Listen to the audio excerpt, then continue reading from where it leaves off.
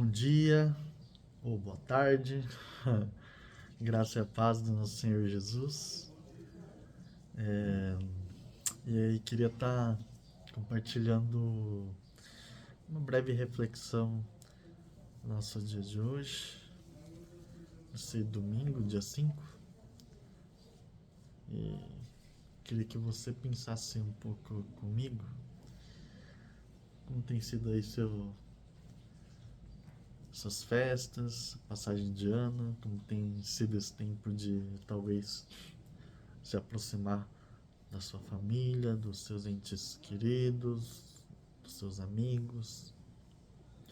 Ou de repente não tem sido um tempo muito agradável, não tem sido um tempo muito proveitoso. Ahn, Queria falar um pouco acerca é, dos nossos costumes, né? A vida que a gente tem quando a gente recebe de uma certa forma uma tradição familiar, né? A gente acaba recebendo alguns costumes, né? Que cada lar, cada família, cada casa, ou dependendo da questão geográfica também, cada país tem os seus hábitos, né? Tem as suas formas de lidar com certos períodos do ano, com certas datas específicas, né? E nós também paramos um tempo, né? Culturalmente, como forma de costume, temos aí essas correrias do final de ano, Natal, Ano Novo, né? Quem trabalha precisa bater suas metas, precisa entregar seus resultados e pensando na nossa vida pessoal, acho que já falei isso algumas vezes, mas torno a falar de novo que a gente começa a se autoavaliar. A gente começa a pensar em nossa vida, a gente começa a olhar para o nosso redor, a gente começa a pensar no que a gente fez, no que a gente realizou, o que a gente conquistou. E tem a velha música do final de ano, né? Então é Natal e o que você fez. Porque a gente faz muitas promessas, né? A gente faz promessas vazias, né? Que muitas vezes a gente até sabe que não vai conseguir cumprir. E a gente faz esses votos de fim de ano de que mais uma vez vai ser diferente, né? Parece meio clichê falar assim, parece meio óbvio pensar dessa forma, né? Mas eu acho que vale a pena essa reflexão, né? Porque a gente para e pensa, né? O quanto a gente conseguiu cumprir do nosso checklist, né? Se você pensou aí, esse ano eu vou cuidar mais da minha saúde, esse ano eu vou fazer uma dieta, esse ano eu vou fazer mais exercícios, esse ano eu vou frequentar a igreja, esse ano eu vou me aproximar da minha família, esse ano eu vou fazer um curso de um outro idioma, esse ano eu vou investir mais, ah, sei lá, na minha empresa, nos meus funcionários, vou investir mais na minha carreira, esse ano eu vou investir mais no meu relacionamento com Deus, enfim, existe uma lista imensa. E o problema é que quando a gente coloca muitas metas, a gente coloca coisas que estão muito distantes da nossa realidade, a gente acaba se assustando. Por incrível que pareça, passam-se 12 meses, passam-se 365 dias e a gente percebe que não fez nada. E vem ao mesmo tempo aquele sentimento de frustração, todo mundo querendo que o ano acabe logo porque tá muito ruim, porque não sei o que. E com aquela esperança de que o ano novo venha, né? Que tem o velho ditado lá, ano novo, vida nova, né? Então eu tô trazendo essas coisas para você resgatar um pouco na sua mente como tem sido aí esses últimos anos, né? Para a gente poder ver dentro da palavra de Deus como a gente pode lidar com essas questões. Não vou tratar de questões mentais, questões de gestão de tempo, organização, porque não é o meu objetivo. A gente pode até conversar sobre isso, mas vamos pensar sobre essa questão da vida, né? Que a gente pode até imaginar, planejar sobre essa questão de vida nova.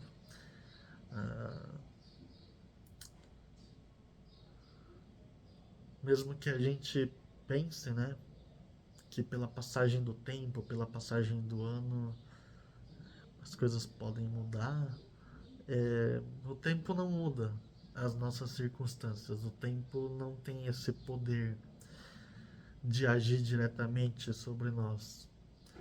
A única questão é que nós estamos sujeitos ao tempo, a gente envelhece, as coisas estragam, mas pensando de uma forma ativa, o tempo não tem esse efeito sobre nossas vidas, né? Então, vamos olhar aí para o texto de 2 Coríntios, no capítulo 5 e versículo 17. Acho que todo mundo já conhece essa passagem, né? Ela parece tão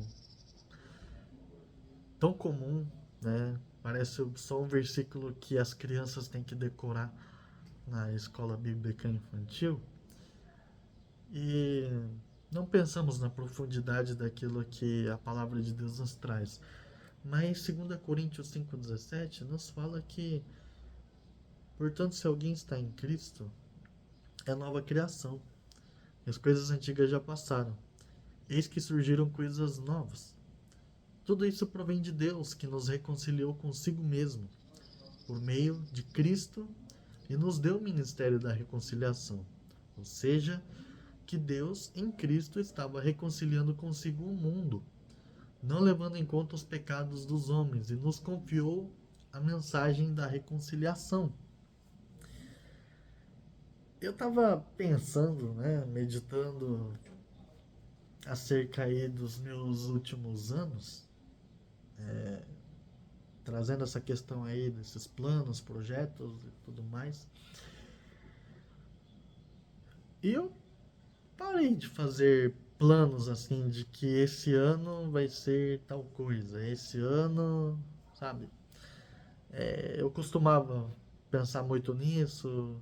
Eu acho que até já fiz um papéis assim, eu escrevia o que eu queria conquistar naquele ano e tudo mais. E tudo bem, não acho que seja errado.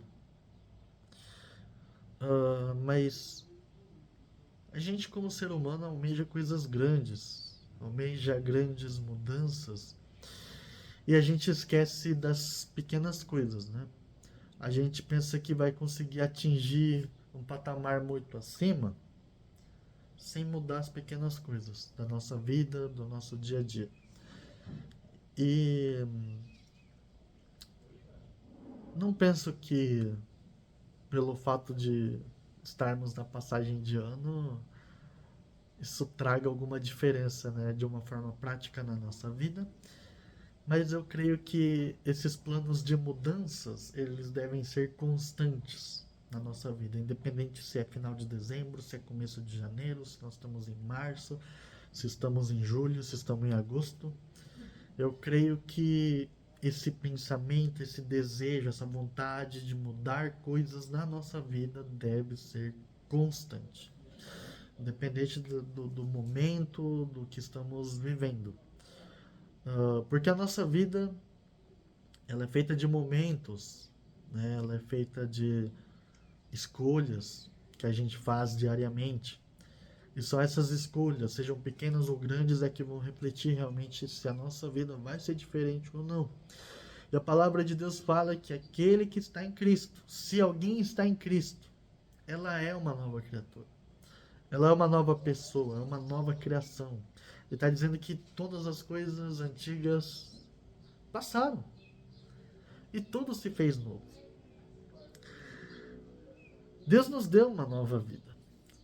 E O que a gente deixa de levar em consideração é essa vida espiritual que Deus nos deu. Como está a sua vida espiritual? Como está a sua espiritualidade? Sabe, por muito tempo eu achava que espiritualidade era o quanto eu estaria lendo a Bíblia, era o quanto eu estaria orando, era o quanto eu estaria jejuando, era o quanto eu estaria servindo a Deus. E na verdade não é bem isso, né? Ah, mas como assim, né? Na verdade, ler a Bíblia, orar, jejuar, né, a prática das disciplinas espirituais, louvar a Deus, estar na igreja em comunidade, servi-lo, tudo isso nos ajuda a desenvolver a nossa espiritualidade.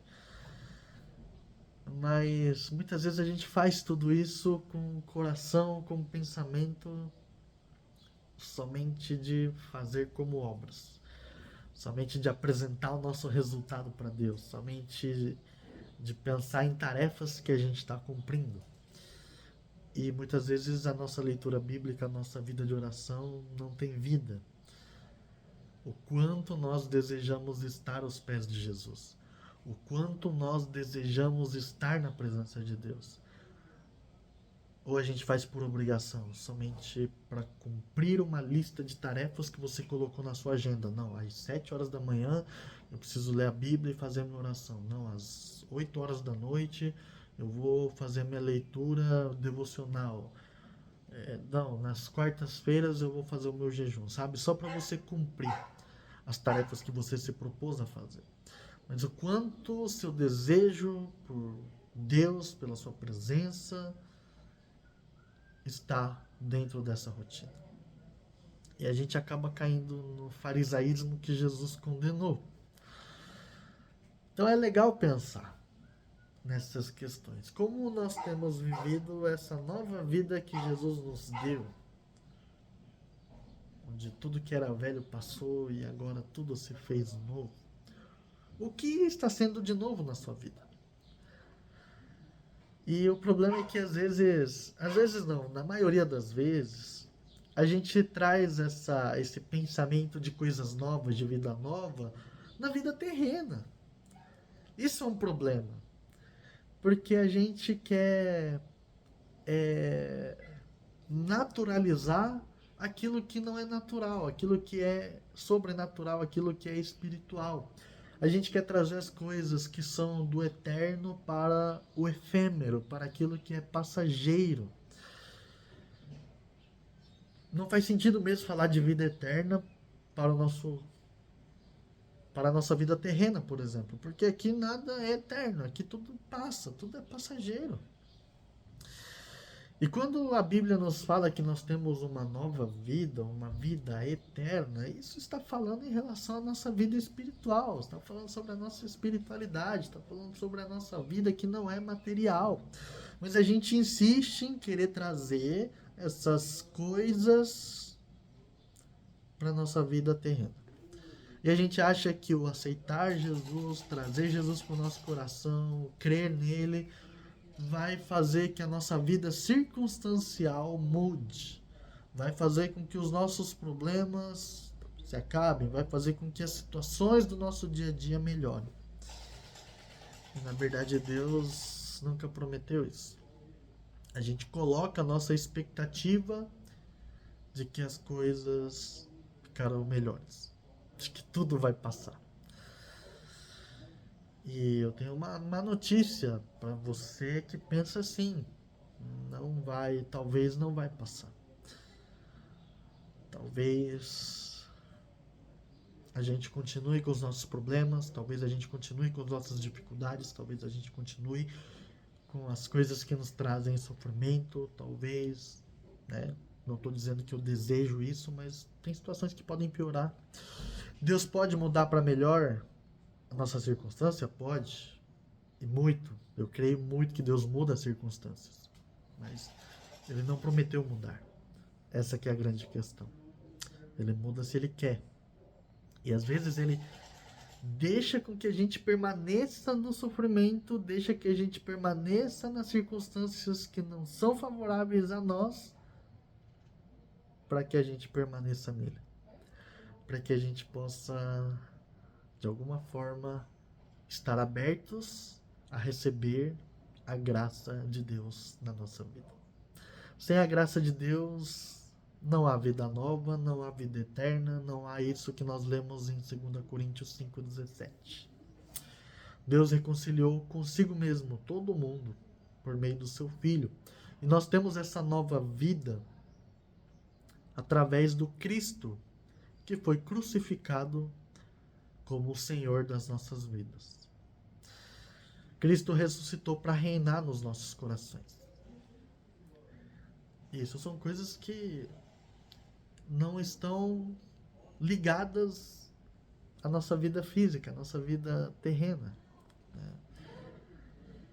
E o quanto nós desejamos Deus, mesmo passando por situações difíceis, né?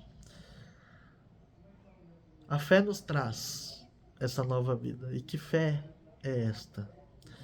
Em Hebreus 11, vocês também conhecem essa passagem, que fala do que é a fé. E a fé é a certeza daquilo que nós esperamos e a prova daquilo que não vemos. Está no versículo 1 de Hebreus 11. E mais uma vez o problema é que nós pegamos esse versículo para a gente aplicar na nossa vida circunstancial. A gente pensa que essa fé que a Bíblia está nos dizendo, que a certeza daquilo que nós esperamos é das coisas terrenas. Eu espero que eu seja curado. Então eu preciso crer que eu vou ser curado e eu vou ser curado. Eu espero que eu vou receber um emprego melhor, uma carreira profissional boa. E eu preciso ter fé que isso vai acontecer e eu vou receber. Eu espero que os meus relacionamentos com a minha família, esposa, marido, filhos, mãe, pai, tios, primos, cachorro, papagaio melhorem. Eles vão ser consertados, né? Então eu tenho fé nisso e por isso eu vou receber isso, né? Então, está dizendo que a fé é a prova daquilo que nós estamos... é a certeza do que estamos esperando. E eu também tenho uma péssima notícia para você que pensa assim, não é disso que a Bíblia trata. Né? Tá dizendo que é a certeza daquilo que nós... a prova daquilo que não vemos, a certeza daquilo que esperamos. Né? Talvez... se eu sou um portador de alguma doença, talvez eu não seja curado só por ter fé. Talvez se eu estou com algum relacionamento quebrado e eu tenho fé que ele vai ser consertado, seja com amigos distantes ou pessoas assim, talvez não seja consertado só pelo fato de eu ter fé. Talvez eu não consiga o emprego dos sonhos por ter fé. Eu sou uma prova viva disso. Eu tinha fé de que Deus ia me dar uma carreira profissional e eu estava lá no banco estudando, crescendo, procurando fazer as certificações necessárias para seguir a carreira. E eu tinha fé, talvez, em que alguma coisa de legal ia acontecer ali naquele meio. E não aconteceu. Não aconteceu. Pessoas da minha família que adoeceram de uma certa forma. Eu tinha fé e tenho fé que elas podem ser curadas, mas não foi isso que trouxe cura. Entende? Então, a gente lê a Bíblia, a gente faz a leitura errada, achando que essas promessas são para as nossas circunstâncias e não são. Então, o que o texto está dizendo para nós? É justamente o que falamos sobre a nova vida. A certeza daquilo que esperamos e a prova daquilo que não vemos é da nossa vida espiritual. É da nossa salvação. Você viu Cristo sendo crucificado? Você viu Cristo nascendo de uma virgem? Você viu Cristo sendo ressuscitado dos mortos? Nenhum de nós viu. Mas nós temos certeza. A nossa fé traz a prova daquilo que nós não vimos. Jesus disse: felizes aqueles que não viram e creram. E a salvação diz respeito a isso. A Bíblia fala em respeito a isso. Quando nós pensamos na prova daquilo que não vemos, é da nossa salvação. A certeza daquilo que esperamos. Com base no que nós podemos ter certeza de que Jesus vai voltar? Ah, Jesus falou, está escrito. Tudo bem, se você fala isso para uma pessoa que não crê em Jesus, que não crê na Bíblia, para ela não vai fazer diferença, não vai fazer efeito nenhum. Mas para nós que temos fé, essa certeza daquilo que nós ouvemos, nós temos certeza de que Jesus vai voltar. Então, quando a gente trata das questões espirituais da nossa vida, a gente tem forças, a gente tem alento, a gente tem bom ânimo, a gente tem esperança naquilo que é verdadeiro. Não deposite a sua esperança nas coisas desta vida, deste mundo, porque você vai ser frustrado. Mas as promessas de Deus em relação à nossa vida espiritual, em primeiro lugar, isso sim nos traz esperança, porque Deus é fiel para cumprir. E que Ele possa nos abençoar com todo o seu poder. Eu poderia trazer uma mensagem empolgante, dizendo que vai ser o ano da vitória, dizendo que vai ser o ano da cura, dizendo que vai ser o ano de conquistar coisas novas, o ano de vencer. E vocês sabem que não é muito o meu tipo fazer isso. Por que não pode ser o ano do arrependimento dos pecados? Por que não pode ser o ano da santidade? Por que não pode ser o ano da entrega? Por que não pode ser o ano de nos render aos pés de Jesus? Então, eu creio que quando nós entendemos verdadeiramente a mensagem do Evangelho que fala de renúncia, de tomar a sua cruz, de seguir a Cristo, curiosamente nós somos mais felizes no nosso coração. Nós temos a alegria da salvação. E essa alegria nada pode tirar da gente. A felicidade que o mundo traz logo acaba. Facilmente ela é roubada de você. E eu não posso te prometer que as circunstâncias ruins da sua vida vai acabar no ano de 2025 simplesmente porque houve essa passagem de tempo. Mas eu tenho uma certeza que se você permanecer na presença de Deus, você crê nas suas promessas, como verdadeiramente Ele colocou para as nossas vidas, que não está ligado às circunstâncias, mas está ligado à nossa vida espiritual, você será abençoado. E as bênçãos de Deus se trata da nossa vida espiritual e não só terrena.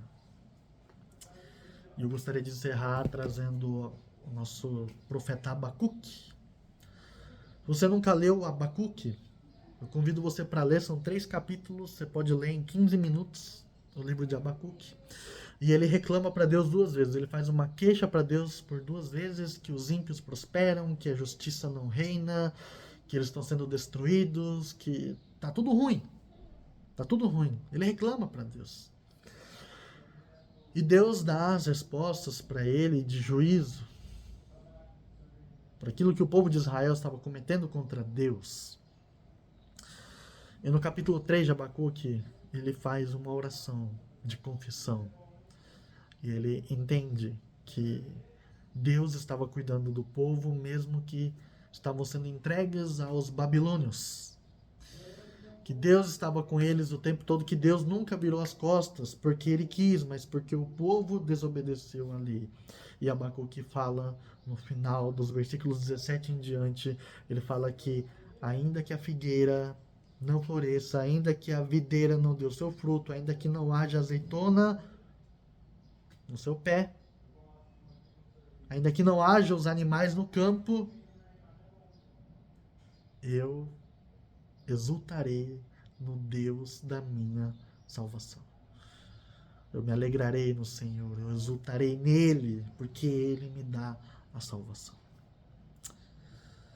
Então que nós, independente das circunstâncias da nossa vida, possamos olhar para o nosso Deus maravilhoso. Possamos olhar para o Deus da nossa salvação.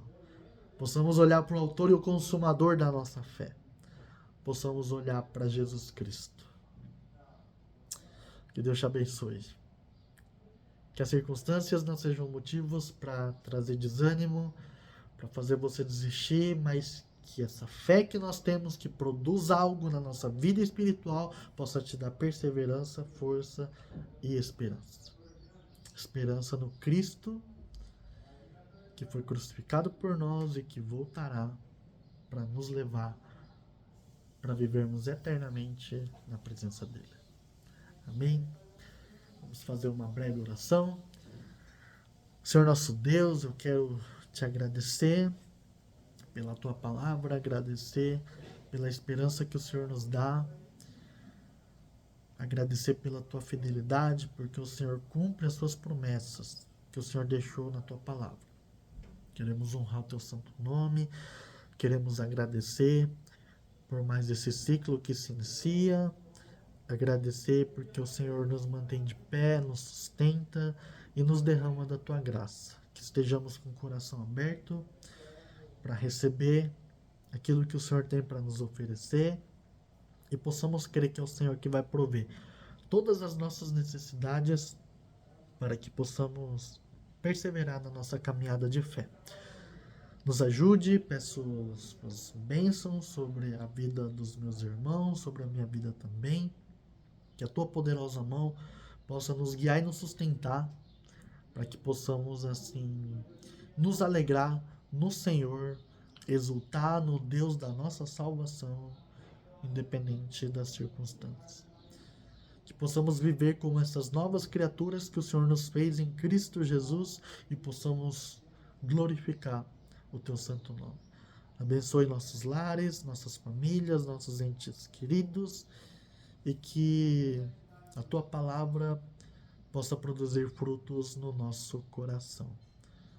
Nos dê um dia na tua presença, nos dê um início de ano abençoado e que possamos lembrar de estar na tua presença todos os dias da nossa vida. Assim eu oro e te agradeço em nome de Jesus. Amém.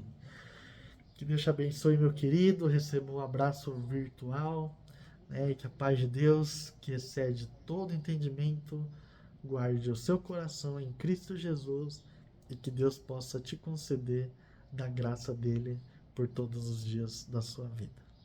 Deus te abençoe e até a próxima.